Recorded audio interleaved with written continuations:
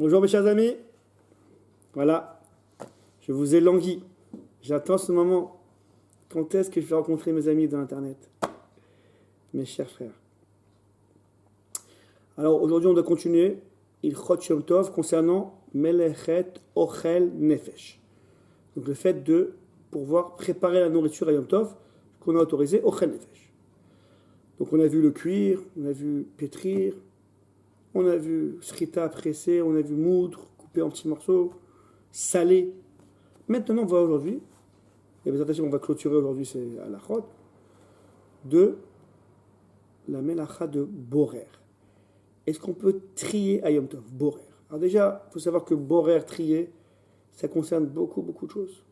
À Shabbat, borer a beaucoup d'alachot. Il chot Shabbat dans borer, nous dit le Mishnah Bora. Si quelqu'un n'a pas étudié ces halachot, il ne pourra pas faire bien Shabbat. Il fera malheureusement des erreurs dans le chot borer, dans la halachot de trier, parce qu'il y a beaucoup de choses. Borer ne concerne pas seulement les fruits et les légumes et la nourriture, concerne aussi les habits, trier, les jouets, etc. Il y a beaucoup de choses. Ranger la maison sans trier, c'est difficile, il faut savoir la halachot. En tout cas, mes chers amis, concernant trier la nourriture, en général, Shabbat, pour autoriser à trier, il faut trois conditions. Trois conditions. Le fait qu'il faut trier toujours le bon du mauvais. Donc j'ai des légumes avec des saletés. Je ne peux pas enlever la saleté parce que lorsque je trie, je sépare, je trie le mauvais du bon. Shabbat, il faut le bon du mauvais. Et c'est pas seulement de la saleté et de la nourriture. Si j'ai deux nourritures, une que j'aime, une que j'aime pas, des pommes de terre et des légumes et des haricots, j'aime pas les pommes de terre, je ne compte pas les manger maintenant, je les aime pas, ils sont dans mon assiette, je pourrais pas enlever les pommes de terre parce que ça s'appelle par rapport à l'action présente, les pommes de terre me dérangent. Pour moi, c'est pas bon, j'aime pas ça. Donc je pourrais pas enlever, ça s'appelle du mauvais, donc je pourrais pas enlever le mauvais du bon. Donc je pourrais pas enlever les pommes de terre. Donc première condition, Shabbat, il faut toujours le bon du mauvais, pas le mauvais du bon. Deuxième condition, il faut trier, même quand on s'est autorisé à trier, les haltars, c'est pour tout de suite. Pour la séouda qui arrive, parce que je vais manger maintenant. Je ne peux pas trier le matin pour le soir. Je ne peux pas trier. On a fini la séouda de midi, il est 2h l'après-midi. Je vais commencer à préparer la séouda shlichit, la troisième séouda, la séouda shlichit. Et pour ça, je dois trier des choses. Je ne peux pas, parce que je ne trie pas pour tout de suite, je trie pour après. On ne peut pas trier pour après, on doit trier pour tout de suite. Pour une consommation, tout de suite. Dans la demi-heure qui suit, le repas qui suit. Troisième condition, on peut trier avec la main, mais pas avec un keli, pas avec un ustensile. On ne pourra pas utiliser un tamis, une passoire, etc. Que avec la main, ou alors un couteau, une fourchette, qui est en fait le prolongement de la main, ça on pourra. Mais pas un vrai keli qui est fait pour trier comme une passoire ou un tamis. Voilà. Qu'en est-il le jour de Yom Tov? Est-ce que Yom Tov, on peut trier? Alors, la réponse, c'est oui. On peut trier Yom Tov. Il n'y a pas besoin de faire ça pour tout de suite. Je peux trier le matin pour l'après-midi. Pas besoin d'enlever le bon du mauvais. Alors, qu'est-ce que je dois faire? Le bon du mauvais, le mauvais du bon? C'est simple. Yom Tov, le Ikar, c'est on doit diminuer la tira, la fatigue. S'il y a plus de bons et moins de mauvais, donc c'est moins fatigant d'enlever le mauvais parce qu'il y en a moins. Donc, c'est bien de... Yom Tov, il faut ne pas se fatiguer. Il y a un lien de Simchat Yom Tov, pas de tira. Donc, fais-le moins fatigant. S'il y a plus de bons et un peu de mauvais, donc le moins fatigant, comme il n'y en a pas beaucoup, c'est d'enlever le mauvais. Tu devras enlever le mauvais. Le contraire, il y a plus de mauvais et un petit peu de bon. Donc le moins fatigant, c'est d'enlever ce qu'il y a un petit peu, donc enlever le bon. Donc tu devras enlever le bon. Donc Yom Tov, ça ne dépend pas de bon, mauvais, mauvais, de bon. Comme Shabbat, ça dépend de ce qui est le moins fatigant.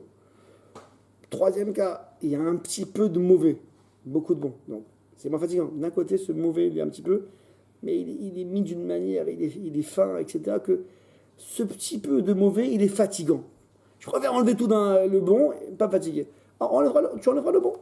Tu devras le faire de la manière la moins fatigante. Donc pas la peine de faire tout de suite, même pour après on peut.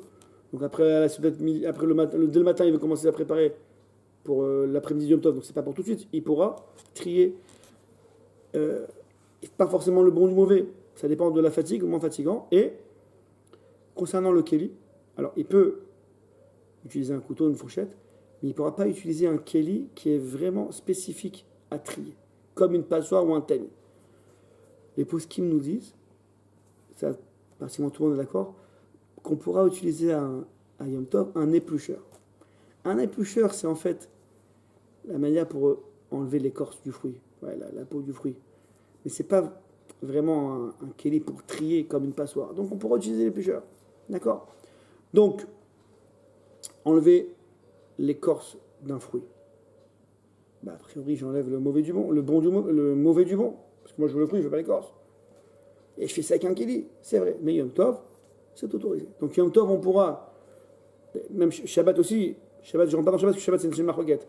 Mais Yom Tov, tout le monde s'accorde pour dire que utiliser un éplucheur pour éplucher un fruit ou un légume, c'est autorisé. D'accord? Donc, on pourra trier le jour du Yom Tov, évidemment, toujours pareil, pour Yom Tov, pas pour le lendemain. Même si le lendemain, on est en France, c'est encore Yom Tov, il y a 2 jours de Yom Tov, je ne peux pas trier d'un jour pour le lendemain. On parle, c'est pour le jour même. C'est pas la peine de trier pour tout de suite, les altars tout de suite, pour la demi-heure qui suit, pour la seconde qui suit, pas la peine. Même pour plus tard, mais ça reste pour Yom Tov. Donc je peux trier même pour plus tard. Je peux trier le bon du mauvais, du bon, le moins fatigant. Et je peux même utiliser un éplucheur, du moment que ce n'est pas un kéli qui est vraiment spécifique, comme le tamis ou la passoire. Maintenant, qu'est-ce que je voulais vous dire là aussi, comme ce qu'on a dit hier, ce qu'on a dit avant-hier, si on peut trier avant Yom Tov, la veille de Yom Tov, on a le temps en Yom Tov, on n'est pas pris de cours, on n'est pas honnête, pris de cours et Yom Tov va rentrer, on a le temps en Yom Tov. On sait ce qu'on va manger à Yom Tov, et ça ne va pas désaltérer le goût reste le même, donc c'est mieux de trier à Yom Tov. Si Yom Tov, je ne savais pas ce que j'allais manger. Finalement, je mange un aliment qu'il faut trier, donc je n'aurais pas pu faire la veille parce que je ne savais pas que j'allais manger ça. Je n'ai pas pensé à manger ça. Je n'ai pas prévu à manger ça. Donc, je peux trier pendant Yom Tov. Si je veux trier quelque chose mais qu'il va perdre son goût, alors tu peux trier pendant Yom Tov, comme on a dit l'autre fois. Et même dans les cas où tu aurais dû faire la veille, parce qu'il ne perd pas le goût, tu pouvais faire la veille, tu ne l'as pas fait, alors c'est mieux de le faire à Béchinouille. Trier Béchinouille de manière anormale, en changeant un petit peu. Par exemple, normalement, on trie en enlevant le mauvais du bon. Là, s'il trie en enlevant le bon du mauvais, ça s'appelle un chenouille. Ça s'appelle déjà la manière anormale. Donc, il pourra le faire pendant Yom Tov. Voilà. Donc, voilà. Maintenant, ce qui est important de savoir, c'est les arêtes de poisson. Donc, les arêtes de poisson ou les os de poulet. Donc, Shabbat, vous savez que c'est pas évident. Enlever des arêtes de poisson, ben, j'enlève le mauvais, l'arête qui ne veut pas manger, du bon. C'est un problème, Shabbat. Alors, certains autorisent, je ne rentre pas dans Shabbat, certains autorisent, c'est une marquette, il y a Sfarad, Ashkenaz, etc. Je ne rentre pas dedans. Yom Tov, d'après tout le monde, c'est autorisé. Parce que trier Yom Tov, c'est pour manger. C'est autorisé, c'est une manière. C'est pas Melchet Avoda, c'est pas des grandes quantités, c'est pas au champ, c'est pas pour autant. On trie au jour le jour pour manger quotidiennement. Donc c'est pas Melchet Avoda, ça peut être autorisé. Et me dire de faire ça la veille, parce que j'aurais pu le faire la veille, comme on a dit tout à l'heure, que quand on peut faire la veille, il faut faire la veille. Non, parce que enlever des arêtes de poisson, le poisson il perd son goût. Les arêtes et les autres poulets, ça garde la chose. Ça garde le poulet, ça garde le poisson. Enlever les arêtes, décortiquer, après, c'est plus frais déjà quand on le garde pour le lendemain, même au frigidaire. Donc je pourrais pendant Yom Tov, peut-être que certains interdisent, mais d'après la majorité des poskim, on pourra autoriser, donc Yom Tov, d'enlever les arêtes de poisson et les os de poulet. D'accord? Voilà.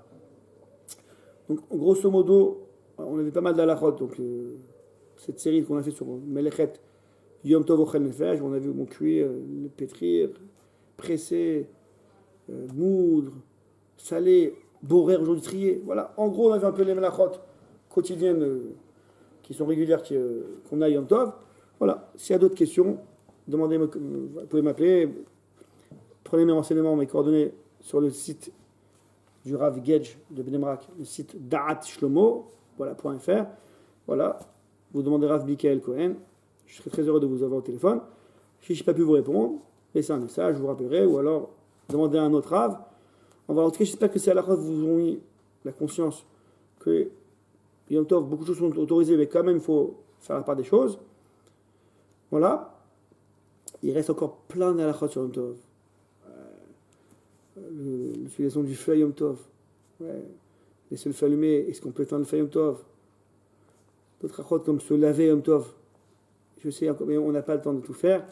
En tout cas, voilà. pour cette fois-ci, pour Shavuot, cette fois-ci, Shavuot de cette année, on a touché un peu donc la halachot de Melechet Ochel Nefesh, préparation à la nourriture. Même dans la préparation à la nourriture, encore d'autres halachot. Et je vous ai dit au début qu'il y avait même des halachot sur Marchir Ochel Nefesh, sur préparer la préparation. Un couteau pour manger, par exemple. C'est beaucoup de halachot sur le top, voilà. On a pu toucher un peu ce qu'on a pu toucher. Voilà, j'espère que vous avez passé un bon Yom Tov. Comme on a dit dans le premier cours avec le Chinour, le Sefer HaChinour, que Yom Tov, ça a été fait pour réfléchir, pour remercier Hachem sur les miracles, notamment Shavuot d'avoir reçu la Torah, qui est la Torah magnifique. Voilà, Bezat Hachem. J'espère encore faire quelques cours sur Shavuot, sur l'importance de Shavuot lui-même, c'est un jour très important. Là, on a reçu la Torah, le code de la vie. Un peu sur la veillée, un peu sur cette année qui tombe, Yom Tov tombe Motzei Shabbat, il y a des petites différences avec les autres années. Voilà, Bezat Hachem, je vous souhaite une bonne journée. Essayez de réviser ça à la route. Voilà. Encore une fois, tout ce qu'on a dit, ça concerne Yom Tov, pas Shabbat. Shabbat, c'est pas comme ça. Mais bon, au moins, on a pu toucher ce qu'on a pu toucher. Atzlach Harava, passez une bonne journée. Kol Tov.